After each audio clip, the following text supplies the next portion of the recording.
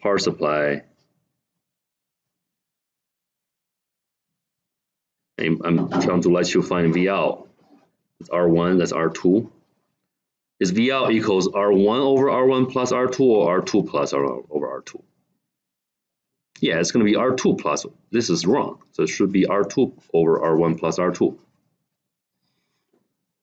Okay, it's pretty simple. You have to understand why it's called V out. It's because it's comparing this point to ground. If it compares this point to ground, then you have a voltage drop across R2 instead of R1. You have to put R1 on the top, R2 on the top. That's simple.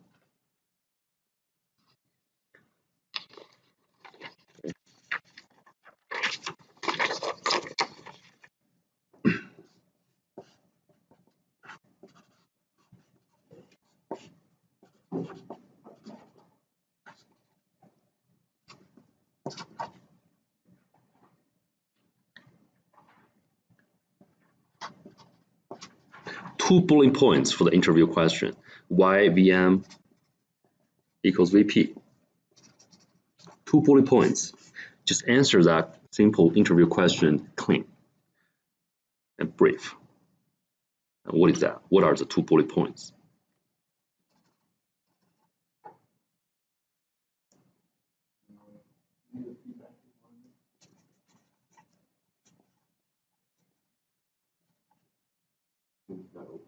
Mm-hmm.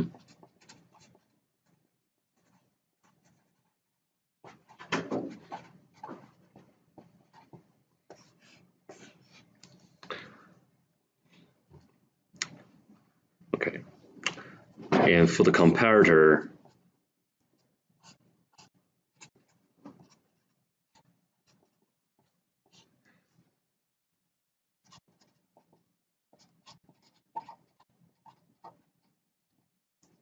are they equal?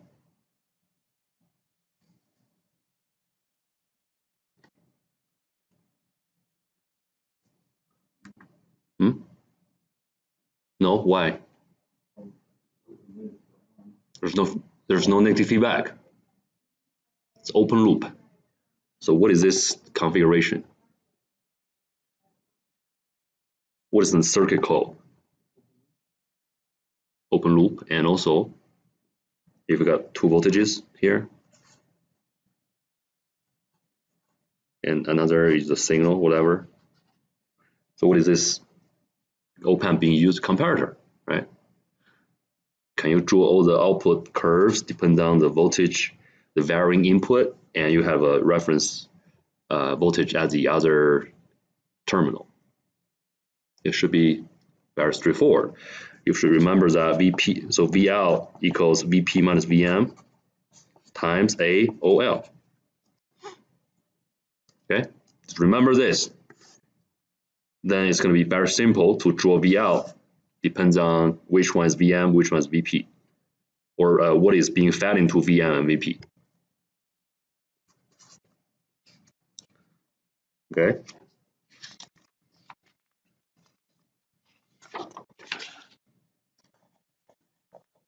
Now let's talk about SAR ADC, the SAR ADC's algorithm.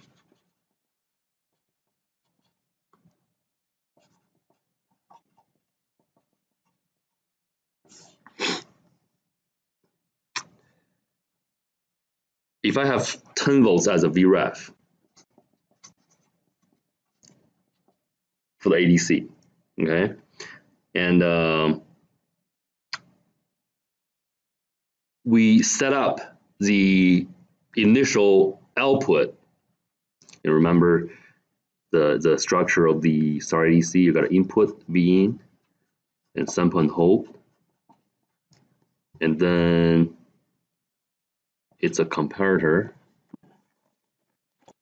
plus, minus, and some control logic, and then the SAR.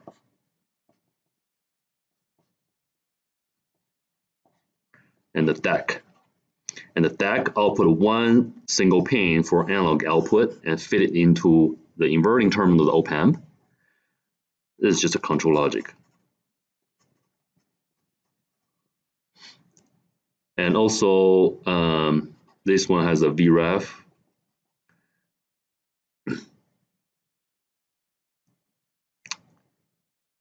Okay, so the output, like we talked about last time, the output is here.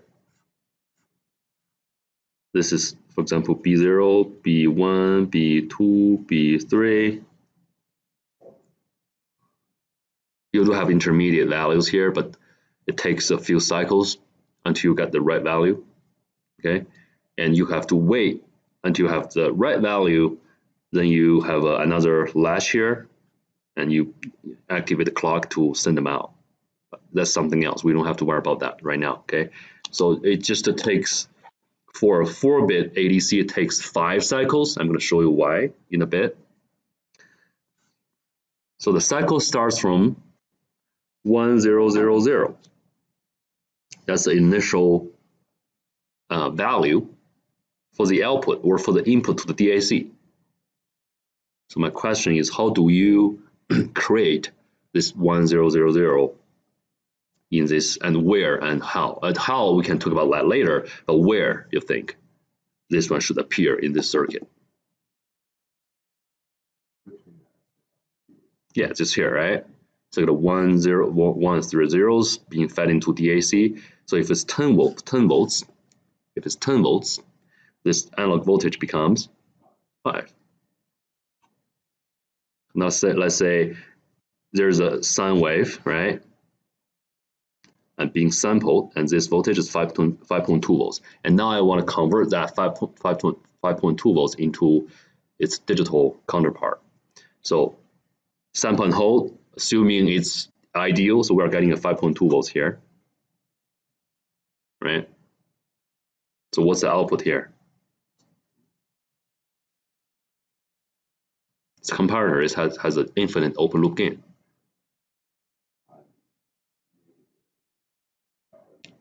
Which one's larger? Just looking at this equation. It's always Vp minus Vm. Which one is larger? Vp. So the subtraction becomes positive, right? It multiplies by a huge number, huge gain. So saturate 5. I think the power supply is 5 volts, 10 volts. Wait. Yeah. So it's plus and minus. That's Vp is V plus, Vm is V minus. Okay, so we're getting a 1 here, right? Digitally, it's a 1. Is that correct? The comparator is going to output a 1 because this is Vp and this is Vm. They're getting a 1. And let's see. So the 1, we have to plug in the 1 in the front for the next cycle. I'm going to show you how to implement it in the circuit later, but next cycle, this value, because the star logic is controlling that, you got a 1 here, it's going to plug in that 1 into this 4-bit output, and it becomes, so the 1, the comparator's 1, it's going to come here, it's going to shift all the other bits to the right by 1 digital bit. It becomes, so the 0 will be shifted out because there are only 4 bits. You don't have another D flip-flop to hold it. So that 0 will be out. The last 0 will be out. So you have 1, 0, 0 being shifted to the right, and you plug in that 1 here.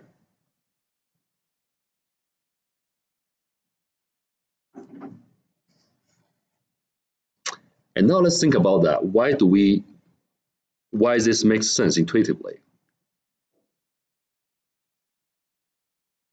Because this is smaller than whatever we detected, right? So that's why I want to increase it. When we got a 1, we plug it in here. But eventually you'll find out it's keep getting closer and closer to 5.2 volts, depending on the resolution. It may, you got 5 volts now, but eventually the result may be 5 volts later because you don't have the resolution to make it into like 5.2, 5.18 volts or something. Well, we'll see, right? So this one will be plugged in here. And what is the voltage now? Because this one will appear here, it becomes 1100, right? and then will be converted into analog voltage by the DAC and compare. Just like, whenever we get a 100 at the very beginning, it's always 100 at the very beginning. Keep in mind, for the star logic, we always reset it to 100 at the very beginning of the conversion. It's like half of the whole range. Then we compare with the input. Okay. Now it after the comparison, it feels like it's smaller, so it's getting nervous. Let's just put a 1 of MSB to make it bigger, and then we compare next. You know what I mean? Okay. So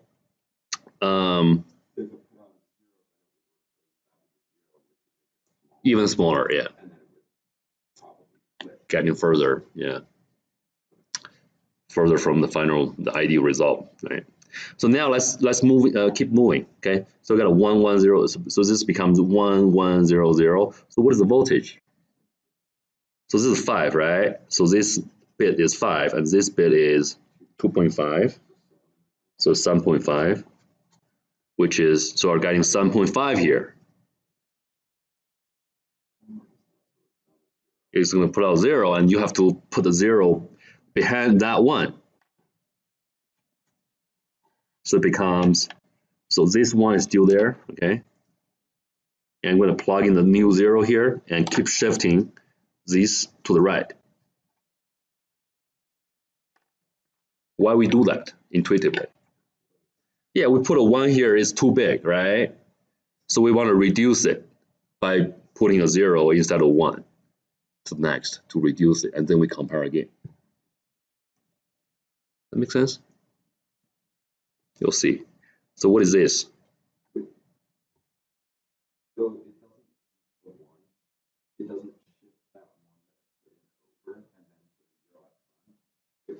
It shifts it over.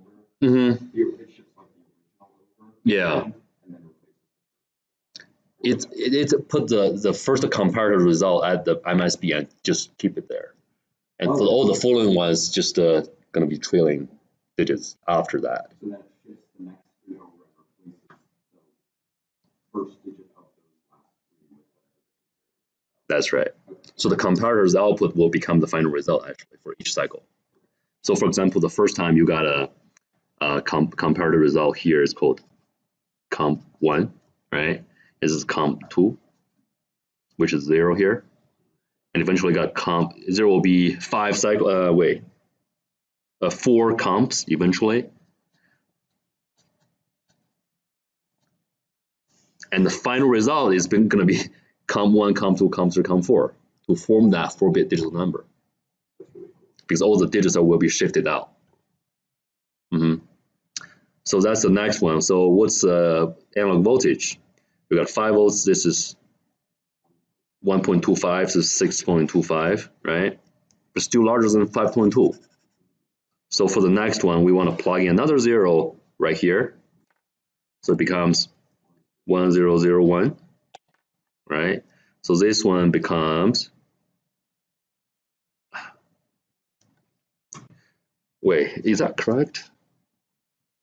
This is 5.5, 0.25, 0.125. So it's 5.125 for this one.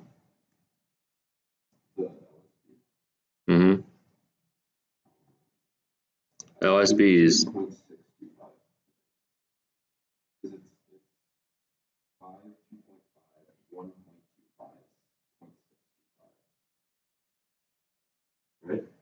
That's an average.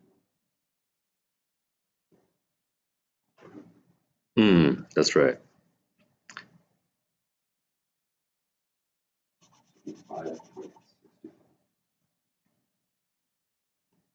625? Yeah. Yeah. Oh, yeah, that's right. Yep. And this is still larger than 5.2. Oh, this one should be this one. So this one should be a black one here, right? Right? And then because this one here is still the original one, right here, still being shifted. It's not out yet. So the last shift will shift it out. So this becomes 1 0 0 0, which is exactly the same as the first state. It's not changing anything after all the cycles. So what is this voltage? 5, right? Just considering 5 as the closest to 5.2 volts, which is true. So we got a 5.625, which is a bigger difference compared to 5.2 volts. So this is the final result for this number. It's a poor resolution because it's only 4 bits, right? That's how you got that's how the SAR algorithm works. And if we draw the chart of it, show you guys the chart of it. So you could compute the DNL from that, right? You got input and output. Yes. Yeah. Good exam question. How would you find the DNL from that? Because the INL makes sense. It just draw the curve, right? It just plot all the points. You just got the input and outputs. Input and outputs are all available. You just draw it in here, right? Just draw the stars so you can find out all the values. Could you do it without drawing stairs by finding like the amount that it's off by and then how much of like an analog shift that is? I think for this one, it's all at the ideal, since we are calculating the ideal values. So I think DNL and NLs are all zeros, right? The quantization errors are not errors. Yeah. If you simulate it, definitely the components are not ideal. Okay, so you definitely are getting a lot of errors because the resistors are not ideal, depends on the SPICE model being put into SPICE. But for this one, I think it's always zero. It's ideal stars. So it's not a measure of like. It's not a real-time error. It's not like resolution. It's more like the error of the components. Yes, error compared to the best value you can get depends on the resolution. Okay. So the errors are from a lot of other places. So the error you are talking about is called quantization error, and I think I showed you guys. Right. Right. So these are the quantization errors, but I think the stars are all ideal. Right. Ideal steps.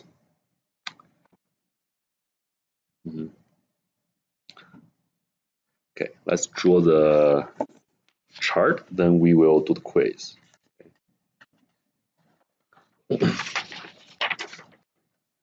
So let's find a different value here. For example, if we start with 1 0 0 0, okay, and the input voltage now this time equals 4.2. Should we define that? Should we define that? No, since we're drawing all the possibilities. So for example, we're comparing V in and VDC. So VDC is the output from the DAC. This is called VDC. This is V in. All right. So if V in is smaller than VDC for the first cycle, it goes up. If V in is larger than VDC, it goes down. Okay. And now for the first cycle, if V in is smaller than VDC, what's the first output? Or just trying to do more practice to be more familiar with the STAR algorithm. So start with 1 0 0 0, okay? And the first cycle, we find out V in is smaller than VDC. V in is smaller than VDC. And you are getting a 0, right? So what's the next? 0 1 0 0, right? It's gonna be the next. Because you're plugging a 0 in the front.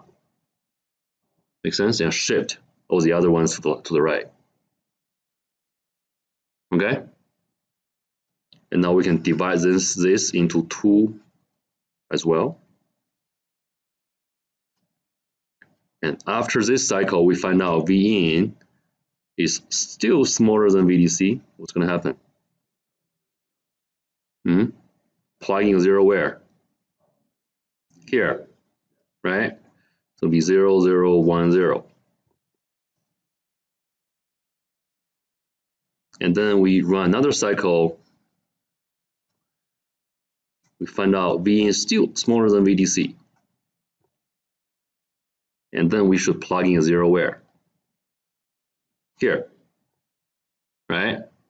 So it becomes 0, 0, 0, 1.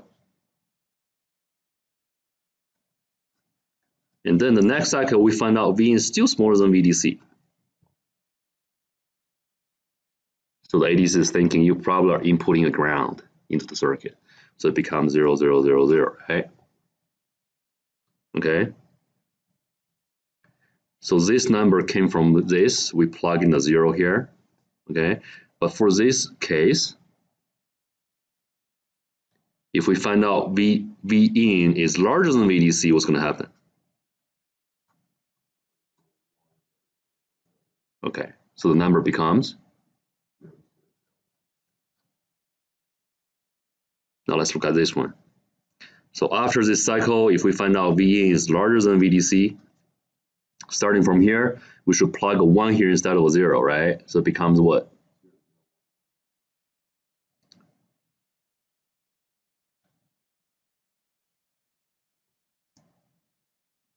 And there are two cases afterwards because this is a newly added one. We still have the original one not being shifted out, so we need one more cycle.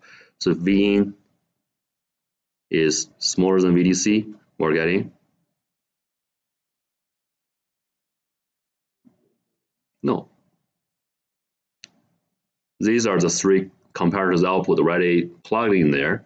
So the last one should be plugged in here and shift the original one out.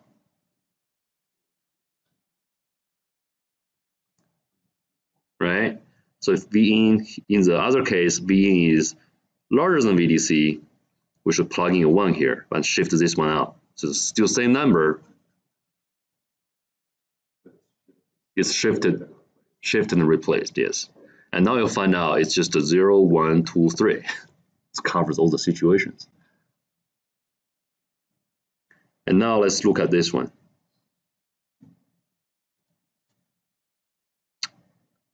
We should put a number here first, right? So this case is V in larger than VDC. And we're going to plug in a number here. It's going to be 1. So it becomes 0, 1, 1, 0, right? And the old one is still here. Old one is here, being shifted next time. So and then if V in is smaller than VDC, we're expecting just plugging a 0 here, right? Shift this one to the right. So we are getting 0, 1, 0, 1. If V in is smaller than VDC, so this is the one being shifted out. So there will be the very last step to shift it out. So we should plug in a number here before we shift it out. If V in is smaller than VDC, we should plug in a 0 here, so it becomes 0, 1, 0, 0, right? Which makes sense. You got 3 here, here's 4, right? And for the other case, you should plug in a 0 instead of 1 in the place. Wait, you should plug in a 1 instead of 0, so you got a 5. And for this one, for the next case, if V in is larger than VDC, we should plug in a number right behind the second one. So it becomes 0, 1, 1, 1. This is the one to be shifted out. If V in is smaller than VDC, we're expecting 0, 1, 1, 0, which is 6 exactly. If V in is larger than VDC, we should replace this one with 1. So it's 1, 0, 1, 1, 1, which is 7. So they're all right. All the calculations are correct. Okay. It's going to be the similar procedure to do the second half. Take another 5 minutes to do it. But it's pretty simple. Make sense? Okay. Now let's do our quiz. Give you guys more time on it because I got 3 problems for you guys.